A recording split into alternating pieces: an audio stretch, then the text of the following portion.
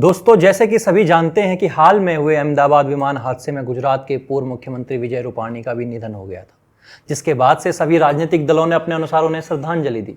प्रधानमंत्री मोदी उनके घर गए और उनके परिवारजनों को सांत्वना दी और उनका जाना जायज भी था। गुजरात की राजनीति में दोनों ने लंबे अरसे तक साथ काम किया था। नरेंद्र मोदी प्रधानमंत्री बने तो विजय रूपाणी गुजरात के मुख्यमंत्री पद तक पहुंचे, इसलिए प्रधानमंत्री मोदी का दुख काफी हद तक निजी भी था। लेकिन किसी की मृत्यु पर सांत्वना और दुख जताने के लिए आवश्यक नहीं है कि आप राजनीति में साथ काम करें।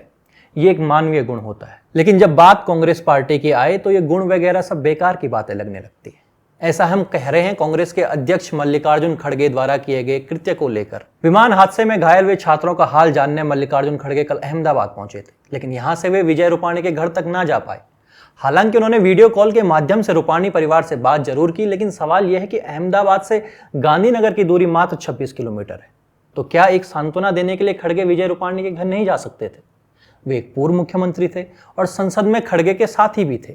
खड़गे को भी भारतीय राजनीति में लंबा समय हो गया है, लेकिन शायद वे इतना नहीं समझ पाए कि एक ही शहर में बैठकर वीडियो कॉल करने से बेहतर होता है घर जाकर ढांढस बंधाना।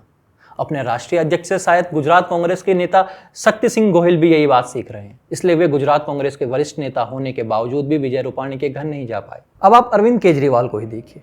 अरविंद केजरीवाल की राजकोट यात्रा और वहां आम आदमी पार्टी कार्यकर्ताओं द्वारा उत्सव जैसा माहौल बनाना राजनीति की अपरिपक्वता का सीधा उदाहरण है, खासकर तब जब राज्य किसी शोक या आत्ममंथन के दौर से गुजर रहा हो।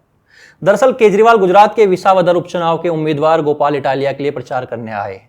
क्योंकि विसावदर जूनागढ़ जिले में आता है और अब राजकोट उसके करीब है, तो संभावना है कि उन्होंने राजकोट एयरपोर्ट पर उतरकर सड़क मार्ग से वहां का रुख किया।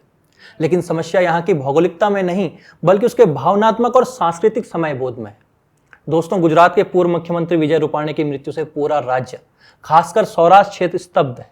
व्यापारियों ने बाजार बंद किए हुए हैं। ऐसे में जब कोई राष्ट्रीय नेता राज्य में प्रवेश करता है तो यह सामाजिक मर्यादा होती है कि वह पीड़ित परिवार से संवेदना व्यक्त करे, भले ही राजनीतिक मतभेद क्यों ना हो।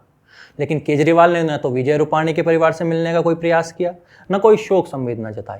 इसके उलट राजकोट में आम आदमी पार्टी कार्यकर्ताओं ने ढोल नगाड़ा और फूल मालाओं से उनका स्वागत किया, मानो कोई जश्न का माहौल चल रहा हो।